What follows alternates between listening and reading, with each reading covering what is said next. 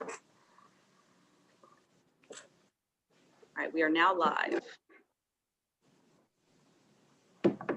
We'll give it a couple of minutes to let everybody get signed on. Okay.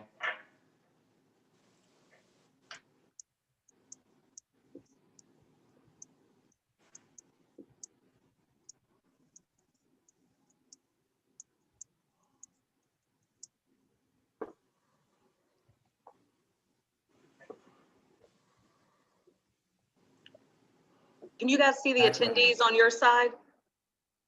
That? Can you all see the attendees on your side, the people that are signing in? I mean, it's. Yeah. I can't. I don't know what the hell's wrong with mine. You got to change the view so you can see the chat. Yeah. I'm not changing anything at this point. I'll blow it up. I'm just going to leave it exactly the way it is. So that's You have a one thing. blank moderator space. That's one thing you didn't learn during this COVID, Jack, is technology. I did. I've been having, although I have to tell you, go to meeting, I've still had some problems every once in a while. So we may opt out of that.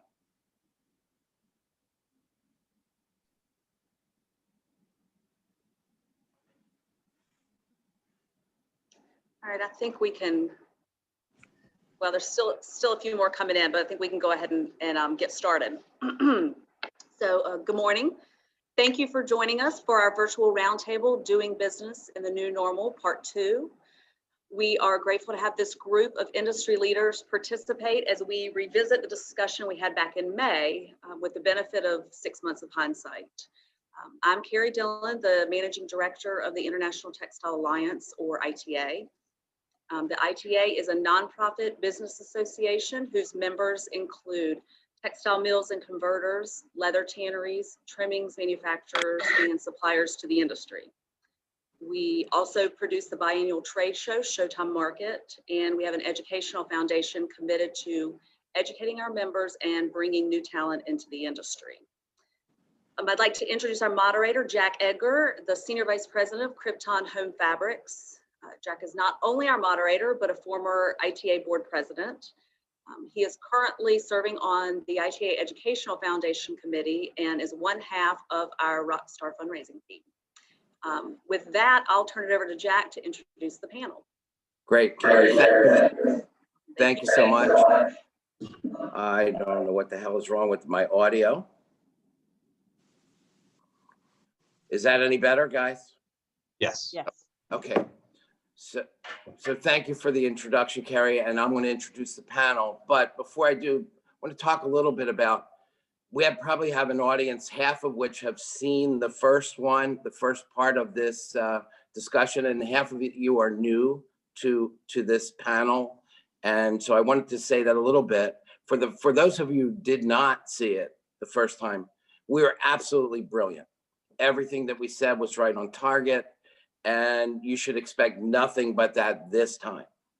For those of you who did see it, we were okay. Probably just about okay enough to get invited back. So here we are, and here's our panel. First, leading off with Jeff Harris, who's the CEO of Furnitureland South and CEO of Design Network. He just was named recently to the Power 100 in North Carolina, Business North Carolina, one of the top 100 influential leaders. He's on the advisory board of multiple businesses in North Carolina, multiple charities locally in North Carolina, and in the president's circle of High Point University. So we appreciate you coming on again, Jeff. Thank you. George Jordan is president of MT Companies, family business, second generation. Started working in every phase of the business, learned everything that there is to know, and probably more. Became president of MT. He also is active locally in Guilford County with a couple of really, really timely groups, Guilford County Workforce Development, and something we'll talk about a little bit later in the presentation, a member of the Furniture Academy of Guilford County, which is an educational venture. Patrick Shelton is the VP of Sales of Valdez. He's a former college quarterback, which I don't know if any of you knew, and spent a year as a coach before he decided he's going to devote his time and life to the textile business. What a hell of a choice, Patrick. Really, really good thinking. So he did it right by coming through the ranks of the company. Now is viewed as one of the leaders in the home furnishings business. And Home Furnishing Network named him one of the top 40 under 40. So what a great honor. And he's now a brand new member of the ITA board. Greg Thomas's. Well, this is an interesting coincidence, maybe not a coincidence. When Greg joined the panel 6 months ago, he was VP of Soivelle. Since the panel, and I am told that this is the key reason that this change happened, Greg is now CEO of Soivelle. So we'll take some credit for that. He again started in a family business and worked his way up and really was responsible for the growth of the converting business by establishing business relationships in China, India, and around the rest of the world. And when he accomplished all that, he then decided that was not enough. And Soivelle bought WearBest, a domestic producer of fabrics in northern New Jersey. And it's a challenging time to start really restart a business in the manufacturing side in the United States. And I'm sure he'll be great and accepting that challenge. Last but not least, Catherine Richardson, who is the past president of the Sustainable Furniture Council, currently VP of Sales of Libaco. Libaco is a leading supplier of natural fiber product to both furniture industry, bedding, and distributors. She's in line to be the next president of ITA. And when she came to the table at Libaco, she had spent a lot of time with Schumacher and some of the leading designers in New York. So she came in with tremendous credentials to lead the Libaco sales effort. So that's our group. And since we started to set up for this meeting, there's been breaking news. As I'm not sure how much of our audience knows, it was just announced this morning that they're changing the High Point market dates from April to June, based on their thought process from IMC, is that with the vaccine being available now, that by June everybody will be vaccinated and the climate will be much more conducive to a market. That leads to either opportunities or complications for some of our panel members. So let's start with George. George, trying to get your showroom set up, being geared up for April with customers, with product. What does this change mean to you? I view it as a positive, Jack. I think we'll always be ready for market. Our team's much more organized than I am, so I'm not even part of the team anymore. We got pros doing that job. But there was some concern about when the vaccine would get out, and by the time people were making travel plans, we thought that a good portion of the industry would not be able to make it or choose not to make it for an April market. So I think the postponement to June is a good thing.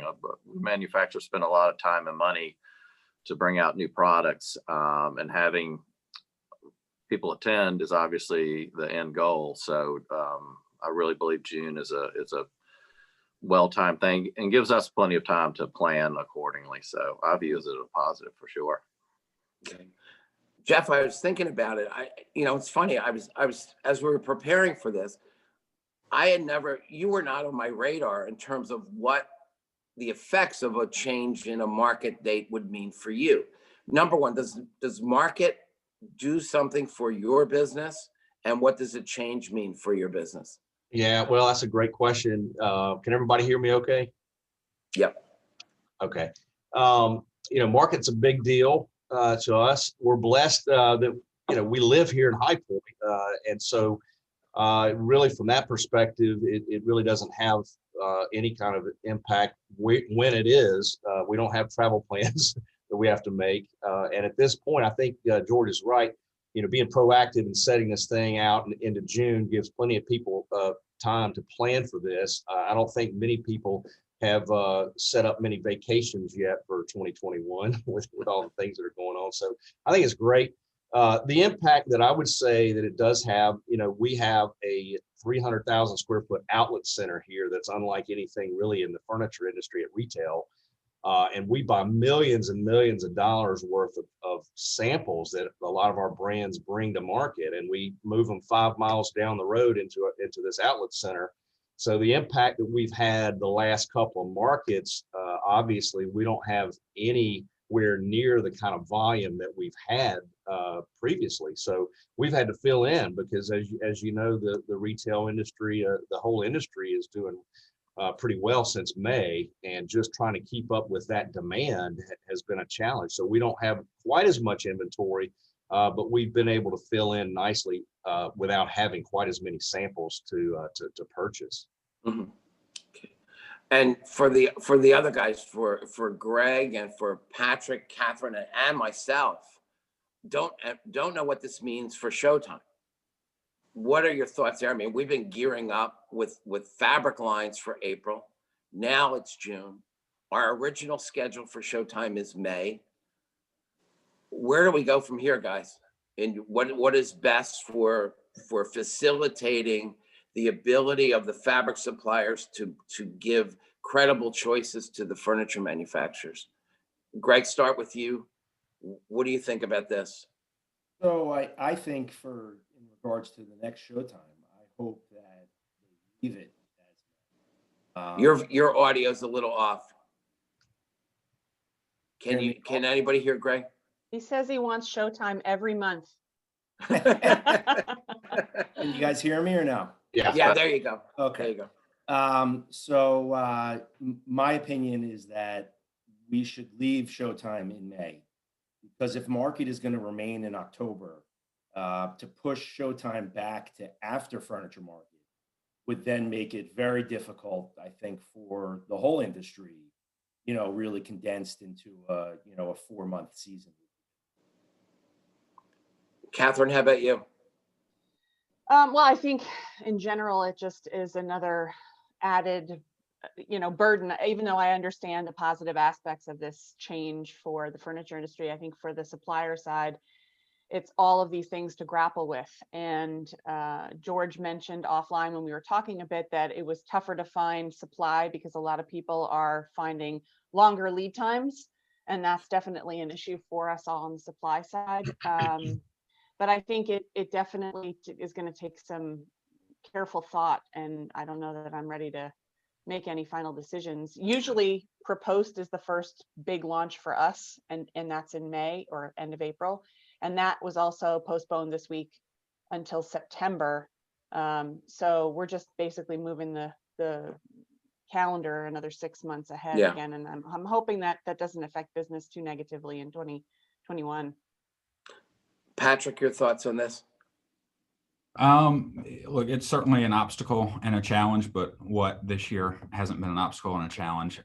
In terms of moving it back, I think that creates a lot of difficulties for the manufacturers, so to speak, but keeping it at the same time with market right behind it, I'm not as aware of everything that goes into setting up for market in terms of getting their finished product there to work with their customers. So as Catherine said, I think there's going to need to be a lot of thought and discussion as to when the right time might be for that.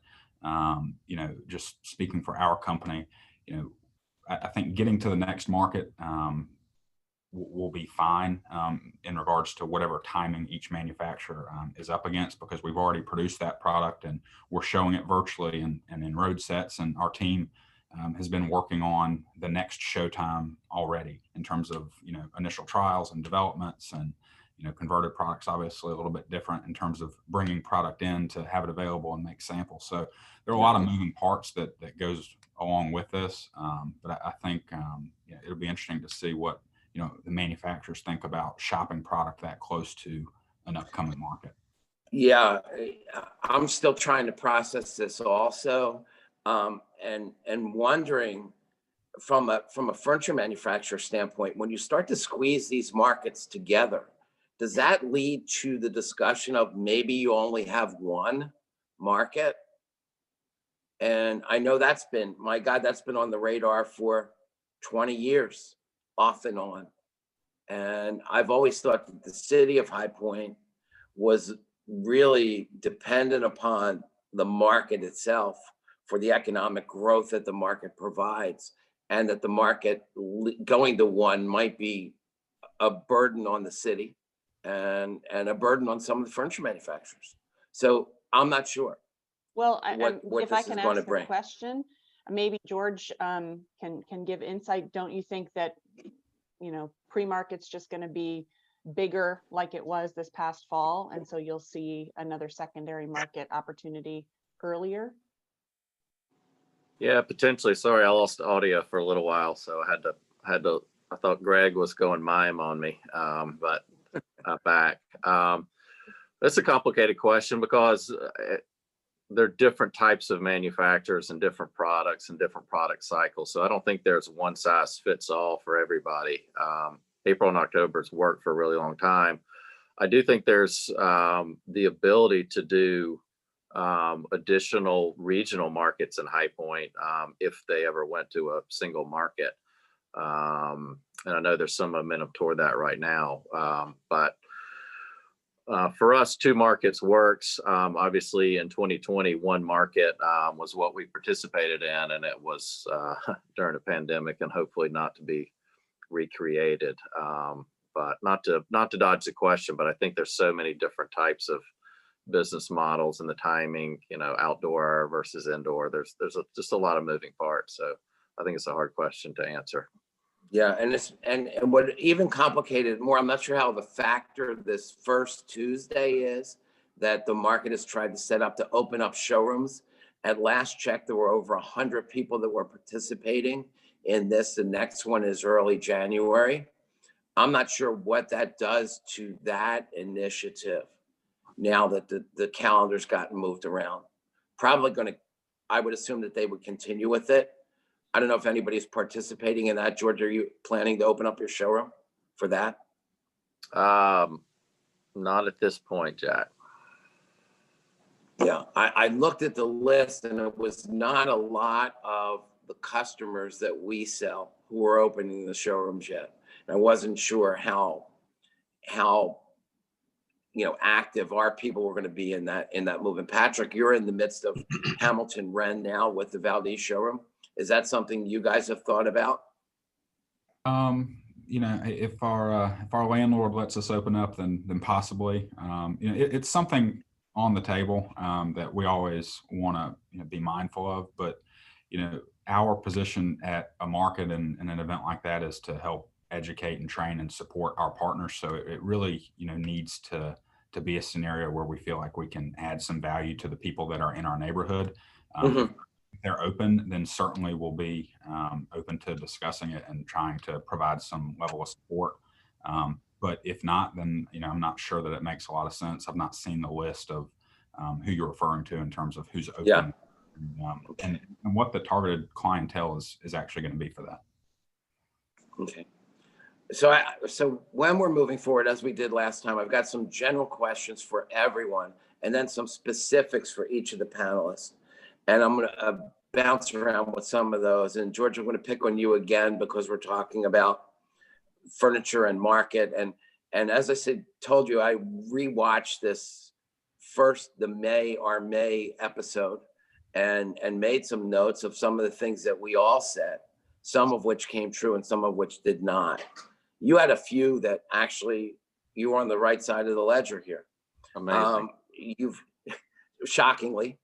You said that the cancellation of the market last time in April was a blessing in disguise because you felt that you were spending money for no audience. And I think that came true.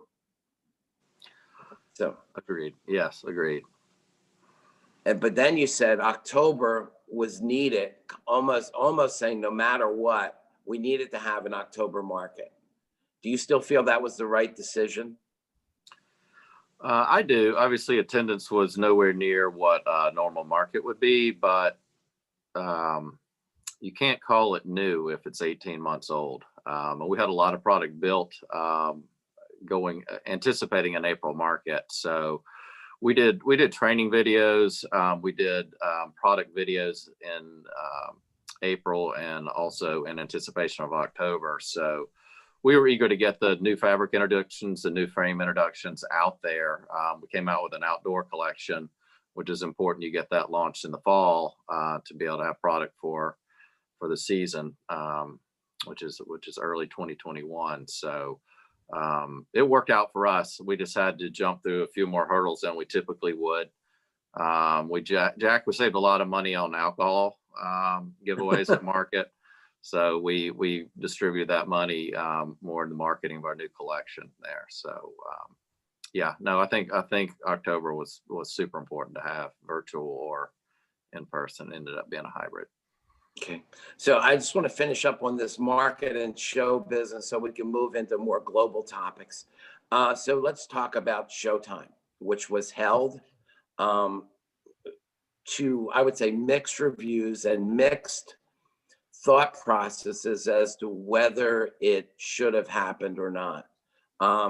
And I was one of the few people that I saw from the Northeast who were, I don't know, crazy enough to come down and sit through this with a smaller audience, but I felt a pretty productive show. But Greg, let's talk to you, because you and I have talked off camera about your thoughts about Showtime, the Showtime that just passed. Yes, so Showtime for us, can you hear me now? Is my sound okay? Yeah. So Showtime for us was, it was just okay. We had probably about 25% of our normal attendance, I would say. And it was mostly locals. So we really didn't need Showtime to see those customers. Our, North Carolina reps, and we also had one rep in Texas there. I think they would have seen the customers regardless of Showtime. There were very few that traveled in from out of town. It was fine. We took every precaution we could, and we tried to be as safe as we could. But I would say in the end, we probably didn't need it. It probably wasn't necessary. And we've all found new ways to try to sell and try to show product and be successful with that. We have many customers, as you mentioned, from the Northeast. Nobody traveled down, Jack, I think, honestly, except for you. And and any customers from the Northeast really aren't seeing people in person, but we're managing to be able to present to them product in a different way, and without Showtime, we would. Catherine, I know you didn't attend either, but your people did. What was your experience? What was the Libico experience at Showtime? I think it was the same as what Greg was talking about. We also saw about 25-30% of what we normally would see. We did see buyers through states all the way until Texas, but they had all been either driving or were small groups of people, not, major contingencies. And in terms of, focused buying, I think it was a very positive show. People who were there were interested in making commitments and buying into programs. So in all, I think it's been a very successful show for us. But it's tough because we didn't see a huge portion of our business, which is Northeast and West Coast. Yeah. Patrick, you were the local guy in this. How was it for you? I'll echo what Greg and Catherine said. We were right at 25%, and we had the opportunity to open our new showroom on Hamilton Wren that you mentioned a little bit earlier, which we've been eager to do for about 10 months now. So it was we'll call it a soft opening, since we didn't have the opportunity to see a lot of our customers face to face. Much like everybody in the industry, we've been forced to adapt and how we promote and showcase our product. But whether we put it in a box or do it via Zoom, it's never gonna be presented in the same manner that we try to do in High Point. So we certainly want everybody to come to High Point to see how our team has put it together in terms of the new types of patterns and stories that we're telling. But we know that that's not realistic or attainable in this past year. But like Greg said, our team has been working with people pre-showtime to work with them in a manner that is consistent with how they want to shop our line this season. But I think we had one from California, one or two from Texas, and the rest were local that we've seen, once or twice already. But again, there's nothing like seeing our product in person in the showroom. So certainly want to try to get back to that as soon as we can. And, when we all believe that we can do so in a safe environment. Yeah, we at Krypton felt that it was a necessary show for us, predominantly because of the Abercrombie introduction. And we wanted to get through that market so that we could move on to the next one. So we were happy that it was held. Our attendance was the same as everybody. It was, 25, 30% and no attendance from the Northeast. So that makes it critical for us to see the people in the Northeast now, which we're doing in various forms, just like everyone else. Jeff, to you, when I went back through the notes, we were talking about a couple of things with you that I thought were important. What you had mentioned, because I don't think any of us thought that the recovery was going to be in our segment of the business as quick as it was. And you were talking about trying to build some plans for June, for the next phase of your business. That seems to have gone more rapidly than you thought. What's the status at Frontierland South right now? Yeah, great question. None of us had a crystal ball back in April and May, but who could really foresee all this incredible consumer demand for the industry's products? And it really just came roaring back. I've been saying for the last several months, you can ignore your furniture an hour a day for a long, long time, but 24/7 for 5 or 6 months, and you start looking around and say, my gosh, we should have replaced this furniture 10 years ago, honey. And so, people are at home, people that are kind of the Frontierland South demographic, they have more disposable income. They're not going to sporting events. They're not going to concerts. They're not traveling. They're not staying in hotels. They're not buying gas. All these things, they're not going to restaurants, as frequently. So there is, all of a sudden you look in your checking account, there's more dollars there. So the consumer demand has been incredible. We had our largest month in the history, 51-year history back in August. We had our largest quarter in the history of our company in Q3. We had our largest September ever. We had our largest October ever. It's just been crazy. And so, it has really roared back. Our web traffic's up 50%, floor traffic in the stores up 30%. And it's been crazy to see. So, part of our focus has been, how do we keep up with this demand? With our vendors, because so much of our business, 80% of our business is not selling from inventory, it's generating special orders from our vendors. And so for our vendors to keep up with this demand has been really a challenge. So, we've had to try to really alter a lot of our selling strategies, to make sure that we're selling a lot more domestic brands and the people that can get their hands on the fabrics and the components to manufacture these goods. So it has been a wild ride in 2020, to say the least. But we're hiring more people, and we're just trying to keep up with the demand at this point. You're the closest of the group to the consumer. How sustainable is this spike? Well, there's the crystal ball question, right? I believe that a lot of people are moving out of these big cities. I mean, what's going on in New York and Chicago and Detroit and Baltimore? People are fed up with it, and they're moving down south. They're moving to North Carolina.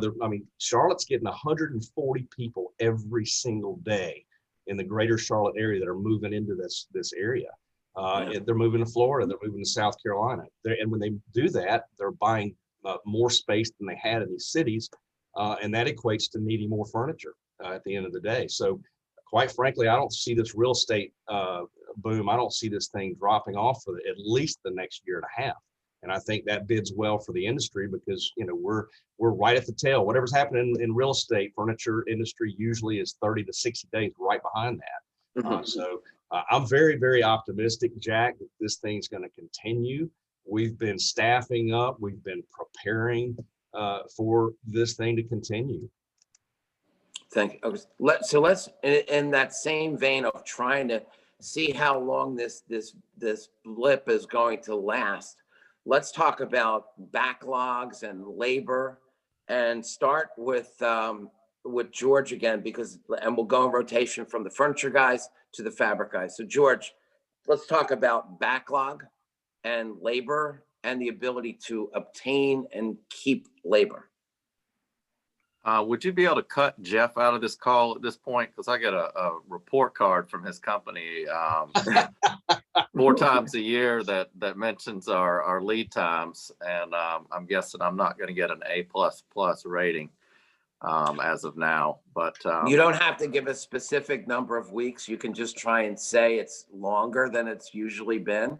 I think Jeff probably can push 3 keystrokes and see what our deliveries are. But no, Jeff alluded to it. It was it went from famine to feast really around Memorial Day, and has continued since. So we went from our normal 4 to 6 to easily double that right now. And it's just hard to address that. There's a lot of complexities with not only textiles, but our just-in-time suppliers, like the cushion guys, you know, they may have a COVID closure. So, you know, our ability to forecast even that window is incredibly difficult. You textile guys are doing as best you can, but it's hard to keep up. You've got yarn outages. There's just a lot of components that go into what we do, a lot of moving parts, and we're not staffed to address tens of thousands of pieces with lead times that vary by the week. But it is a blessing compared to where we were. So we have to take that, the good with the bad. So go ahead. I'm going to drill down on this labor, George, because I know you're with one of your activities with the furniture work for the Furniture Academy that you're active in. Has that been a feeder for you to try and get upholsterers? I think eventually it will be. The program is kind of reinvented itself and has gotten off the ground again in the last year or so. So there's a new upholstery class and a sewing class. The upholstery class is active. It's got more members than it's had, but it's a very skilled trade, and it's not something you take the class for 6 weeks and you're ready to go. It takes, you know, the class is a pretty significant time, but you know, like Jeff said, this is not a flash in the pan thing. I think that there's going to be demand for a while. If you look at housing, I think 21 and potentially through 22 will be very good years for us. So yes, it was a tight labor market before COVID, and it certainly is now. So, you know, we're doing our very best. If we get, you know, one new person every couple of weeks, we celebrate that victory and do our very best. I mean, we're working next week. We're typically closed the last week of the year, and we are working a volunteer shift. So we have about 60% of our people that are working next Monday, Tuesday, and Wednesday to try to chip away a little bit at the backlog, because we understand people are understanding to a degree, but you know, we service is what we pride ourselves in, and whatever we can do to try to shorten that cycle, it's going to help the industry in general. Yeah, it's complicated times. Patrick, to you, and it's dangerous when you go back and look at tapes and take notes from what people said. So when I went through the notes, you referred to Valdez as a battleship and talked about how difficult it was to turn a battleship. How's that turn going for you? Well, I got to tell you, Jack, it is difficult to try to slow down and turn a battleship. But what's even more difficult is trying to turn it back and go the other direction really quick, as George just alluded to. I think we're all very, very fortunate right now because it's been a really difficult year for a lot of people and a lot of companies in different industries. But to see the bounce back that we had so quickly definitely created a different and more welcomed challenge for all of us to try to go from slowing down and getting into maybe ancillary markets and work on PPE to all of a sudden ramping up and putting a lot of pressure on our suppliers to try to get our production back to somewhat of a normal pace and then to an above capacity pace. So it certainly has been interesting and unique to kind of work through this scenario, but it's put a lot of pressure on our operation on every aspect of it. We're fortunate that we are a vertical manufacturer domestically in terms of we make some of our own yarn and dye yarn and weave fabric and finish it. But, unfortunately, the growth in business didn't happen across the board. We saw a lot of spikes in different types of products that we make, whether it's performance brands or imported products or different things that really tax different parts of our business and different parts of our supply chain. So whether it be dye stuffs or whether it be unique and specific yarns to specific products, we had runs and increased levels of demand kind of across the board. So trying to manage all the complexity and all the tools that we offer was difficult, especially when, like George mentioned, we want to be able to offer the same consistent and trusted service. But, as business grew across the board, there became a lot of issues such as, global olefin shortages, which impacts a portion or part of our business. So trying to manage all of that complexity and be able to offer not only answers, but some answers to our customers in terms of when they're going to be able to get product that we can stand behind and believe in, rather than quoting something and then having to push it out again and again. So that's just our domestic business, and there are certainly a lot of other logistical challenges, container shortages and congestion at the ports, things like that have impacted our converting business a little bit differently. Yeah, Catherine, to follow up on that was in my notes for you about number one, about the ability to get product into the country. You had mentioned before, even 6 months ago, the container shortages and the freight costs and the customs volatility. How is that right now? It still continues. We're seeing an unprecedented demand right now, continuing from October. And the challenge of, since October, the surges in Europe happening again with COVID, affecting the labor pools, because more and more we see the need to quarantine people. There are more absences. So there's definitely more scrambling to try to staff the demand, which is much higher than it normally is, even during this peak time of year.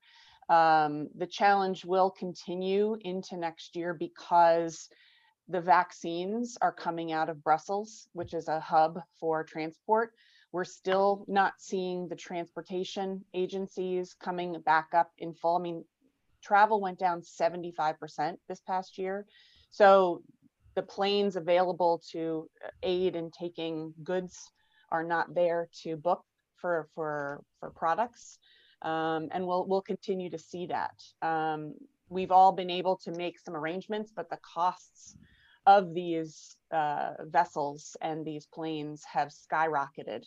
And UPS and FedEx really are the only games in town, which is crazy, but it's definitely a difficult thing to manage. But I do think to mention that the labor issues in Europe in particular, because we're subsidizing workers who are on furlough, or if their mills or factories are closed, the government is also financially supporting them. The companies are financially supporting them as per their normal labor agreements. This is putting a much bigger strain on cash flow for businesses. So that's also going to be another challenge that we're faced with and will trickle down as we see challenges continue. Interesting. Yeah. Greg, you're in a position in New York both ways, where you've got a manufacturing facility right outside of the city, and number two, a really heavy concentration of your customers in in Manhattan. And how are those two problems being addressed right now? It's certainly a challenge now. Again,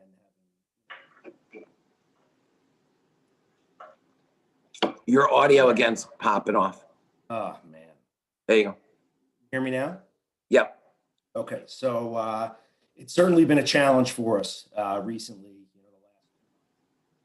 With the spikes again in the Northeast.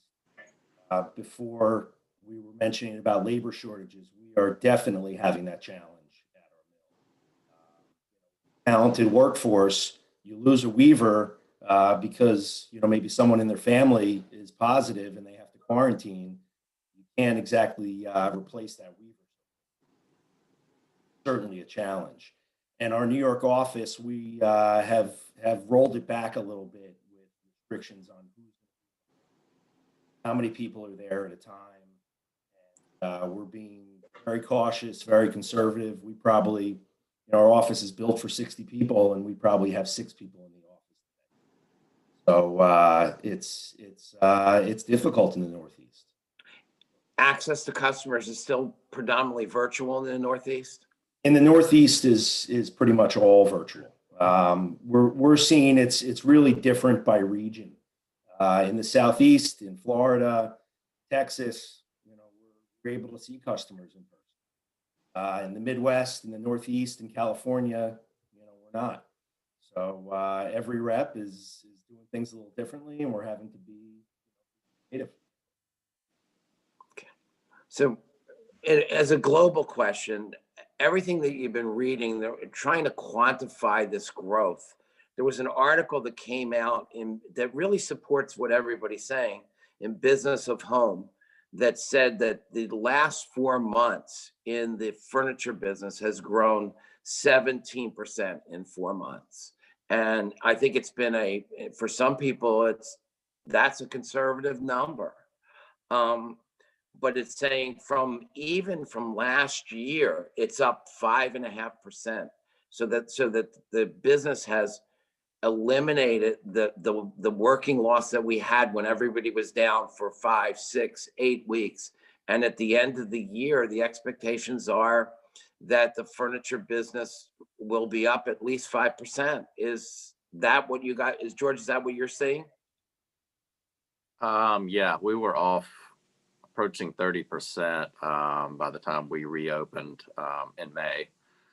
That's just orders taken, not orders shipped. And now we have caught last year as far as orders received. Now ship dollars are significantly lower because we were closed close to 8 weeks with the 5 to 6 weeks initially, and then we closed for almost 2 weeks in September due to COVID.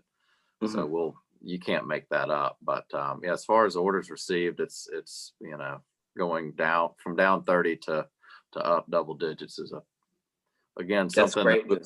We had a lot of budgets, but that was not in one of them. And Jeff, based on your conversation, you're seeing more than what Business of Home is projected. Yes, I mean, if you go back to March, when we first got word of this, our business was off about 30%, and then April, we never completely shut down our operation here. We were very limited with being able to have consumers on campus, but I almost have to, tongue in cheek when I say we were only 50% off in April, but we were only 50% off in April when a lot of other retailers were closed. And then, I think I told you back in May that we applied for the PPP CARES Act loan, and we got that, and that really worked. In our scenario, it got our people right back to work. So when the consumer demand came back, we were ready. And we did a lot of things to prepare our team, to prepare our company for that. And then ever since then, it's roared back. And we should be probably a minimum of 10% over last year in spite of all that. Great. For those who did not see the first version of this panel, we talked a lot the first time about PPE, and everyone was grateful for it, but everyone said that it was difficult to manage. The expectations changed every day. The rules changed every day. How you could use the money changed every day. So it became a challenge. And I think it was George who had said, and Patrick echoed that what appeared to be confusion was not confusion. It was deliberative decision-making that was changing every day. In retrospect, how did it work and how did you manage it as a company? Greg, start with you. So the PPP money was a blessing for us.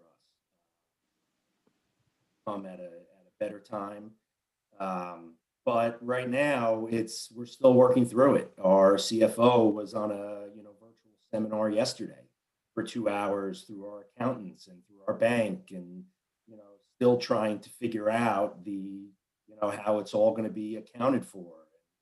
Whether we take the tax benefits this year or whether we have to roll it into next year. It's complicated.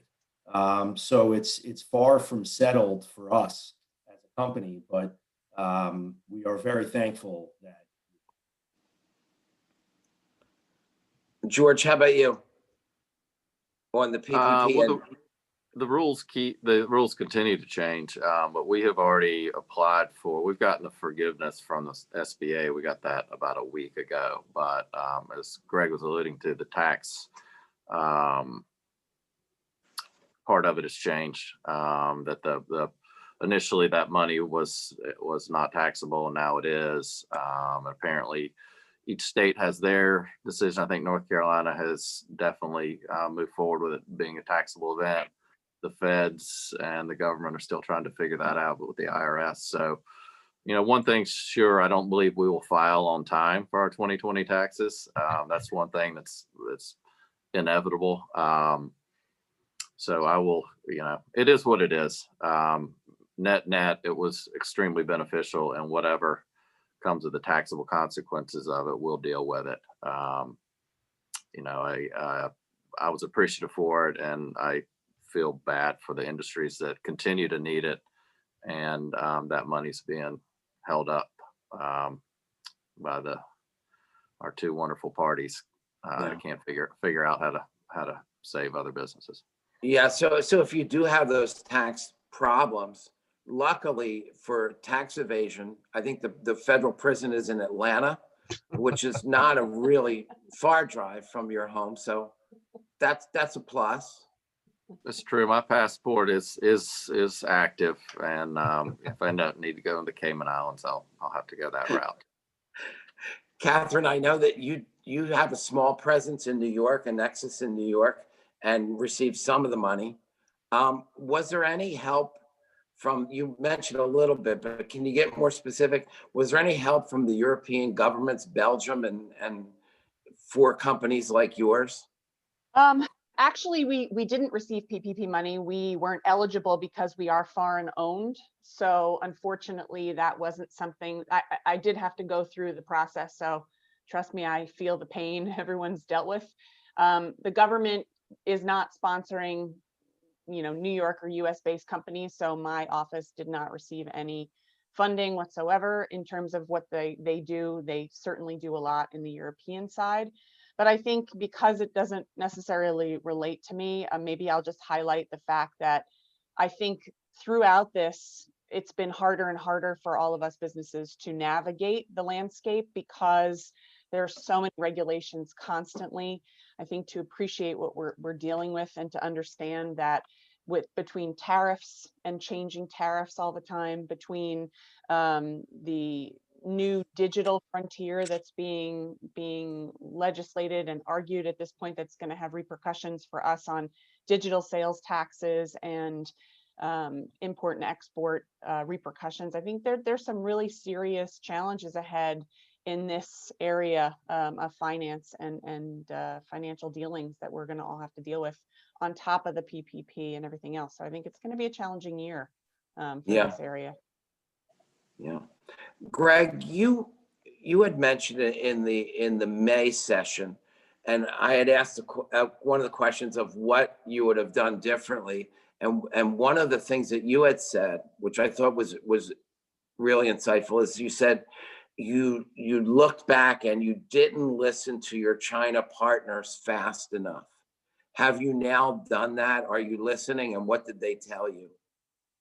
Well, I think what I was referring to was in January when they started to feel the pain from the pandemic hitting their part of the world.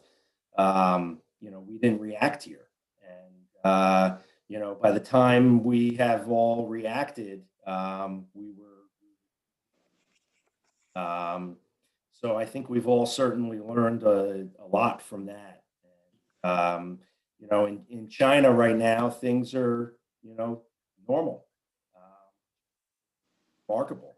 Yeah, that really is. You It's hate to say it, remarkable. but you look back and say, and for as much of a mess as they were in, they certainly turned that thing pretty quickly. Yep. Yeah. So, in regards to all the supply chain issues that, we're all having and every industry out there is having, for us from China, we're not really having any. We are from other parts of the world, but not from China. Yeah. I wish, looking back, I think we did learn from that, and I wish we passed that on to our vendors in other parts of the world as well. Yeah.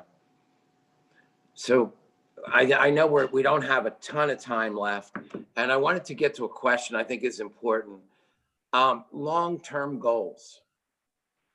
Are you confident in setting long-term goals for your company in this climate? I mean, because I know we're all in situations where you're looking, what are we going to do the next 3 months, next 6 months? But we all do have to look at what are we going to do in the next 3 years, the next 5 years. How do you plan are you planning, and how do you plan for that in this atmosphere? Jeff, let's start with you.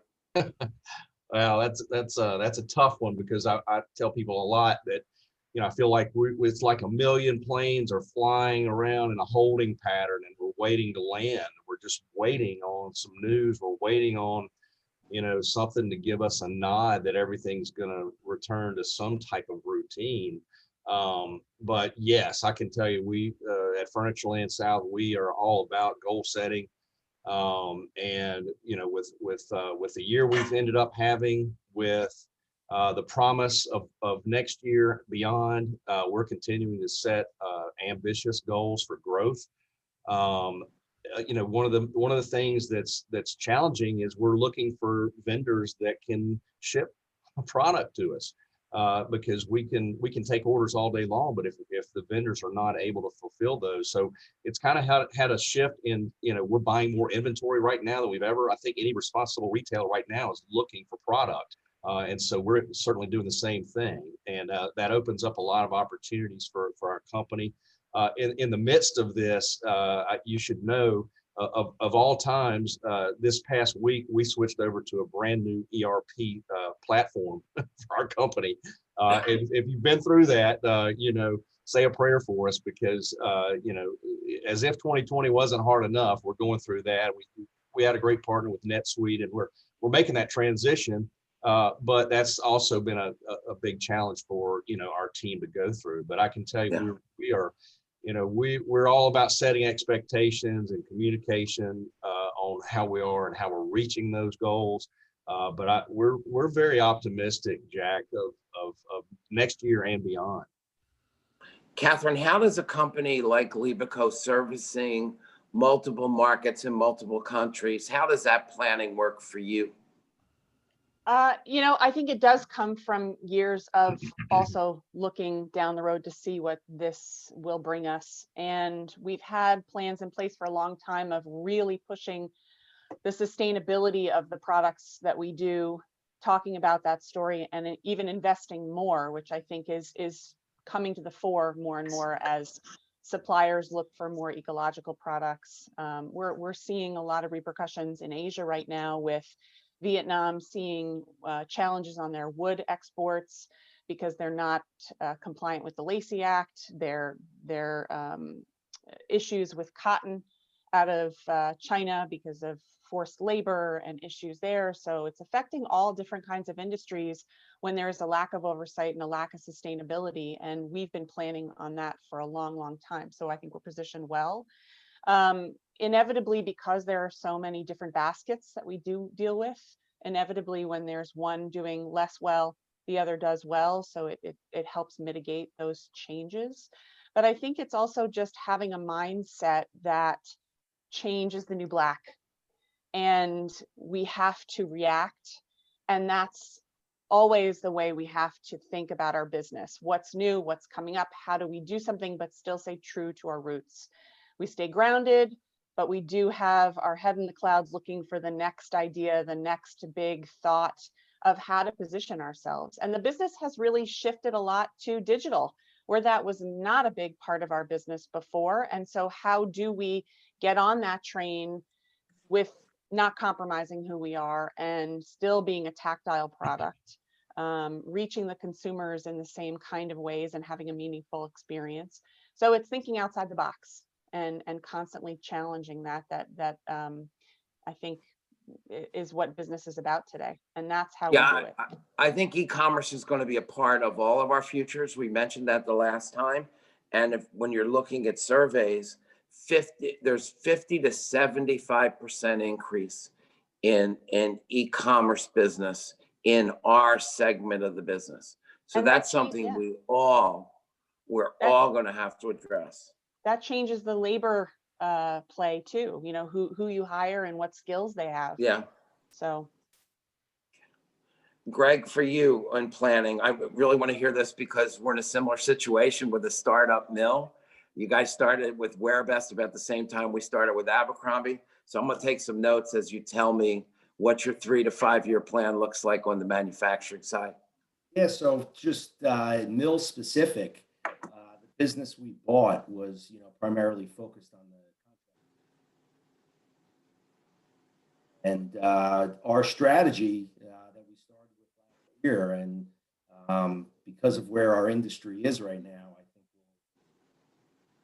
is that we're starting to make residential upholstery product as well for the residential furniture. So instead of just being contract focused, out of New Jersey, we're going to be weaving product for contract, outdoor, and residential upholstery. So right now, our big launch, as Patrick mentioned, planning his showroom, opening. We had been planning our Suavell USA launch for a while, and I guess soft launch this Showtime, but that's where we believe.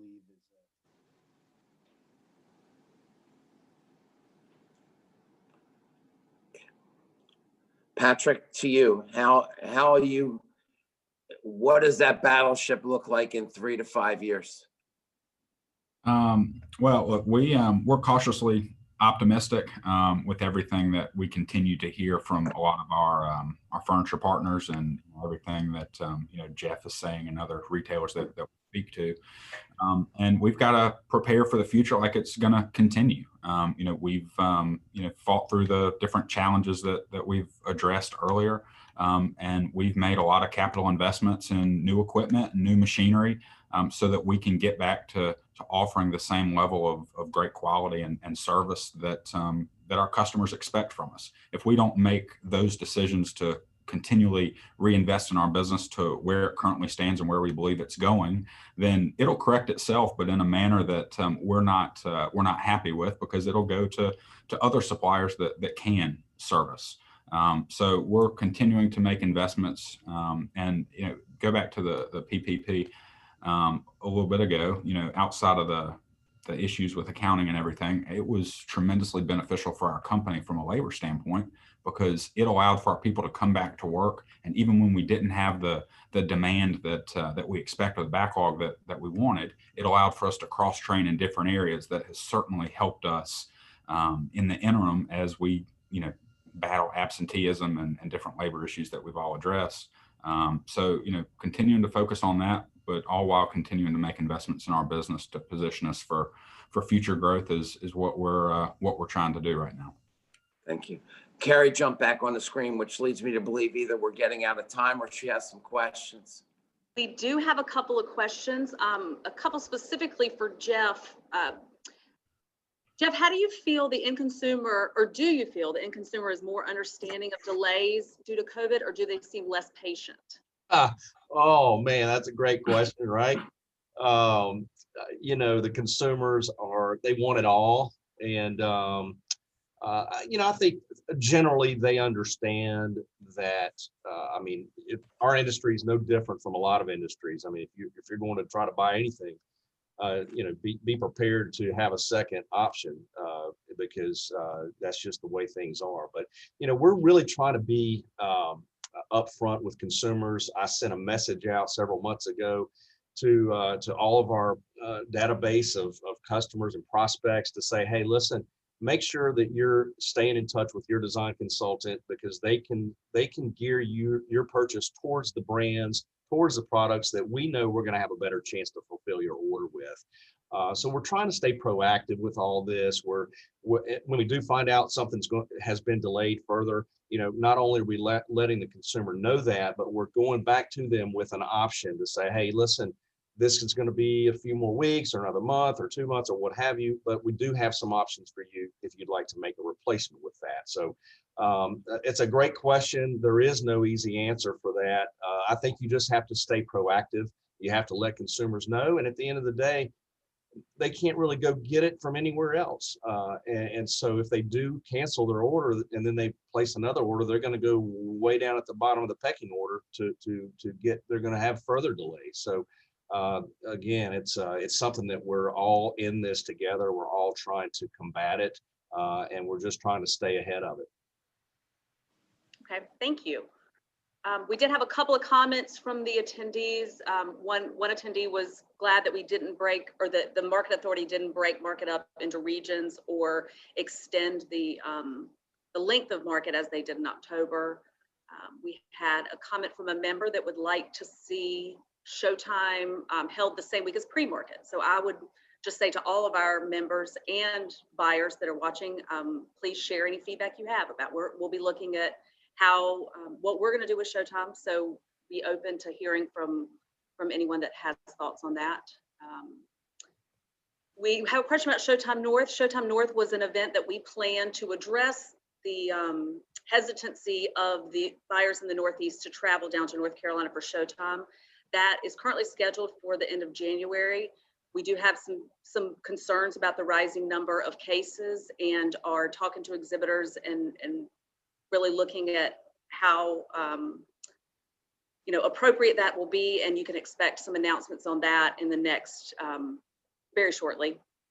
And let's see, there is another question for Jeff about how you've seen your business shift from in-store to online, and did you see any at all?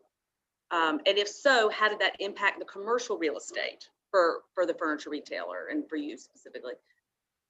Yeah, we invest in our website.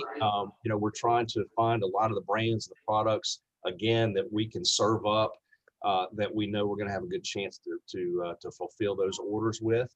Furnishland South is not really a point, click, and buy furniture retailer. We do very minimal. We use our website for information, for inspiration. We try to engage and connect. And that's really, kind of our secret sauce is we want to invite them to come into the store.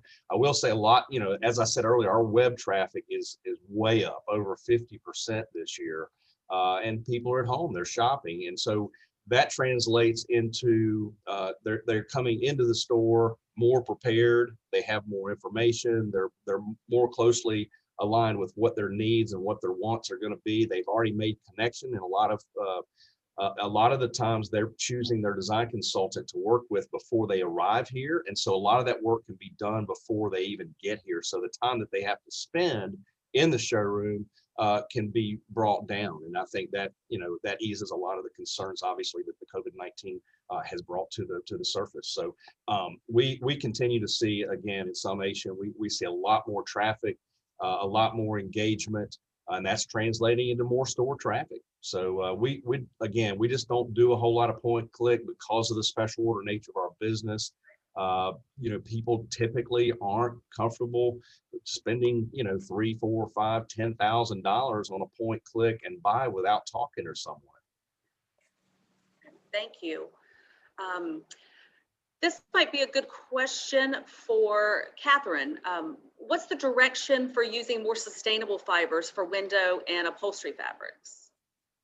As I said before, I think sustainability, we're seeing a growing demand for sustainable fibers and recycled textiles because it is a growing resource for us versus new.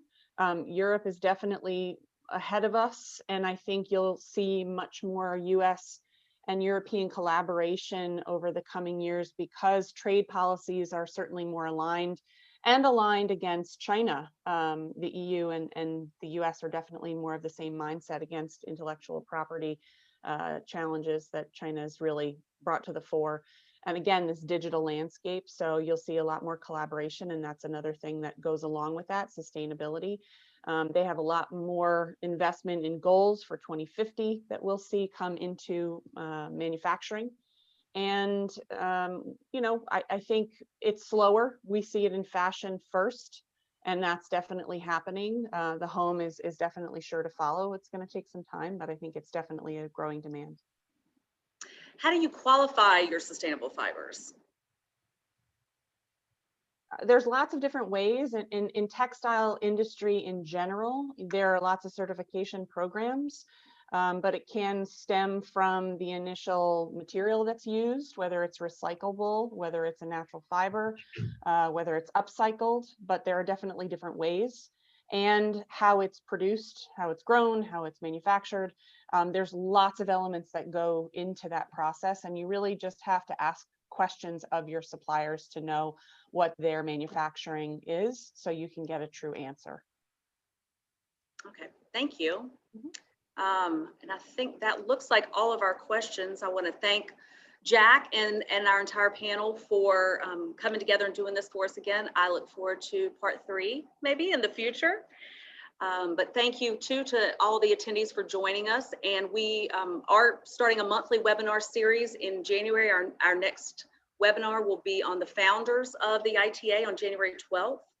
So please keep an eye out for information on that. And thank you all for joining us. Thank you, Carrie. Thank you, Thanks, Jack. guys. Thanks, Carrie. Everybody.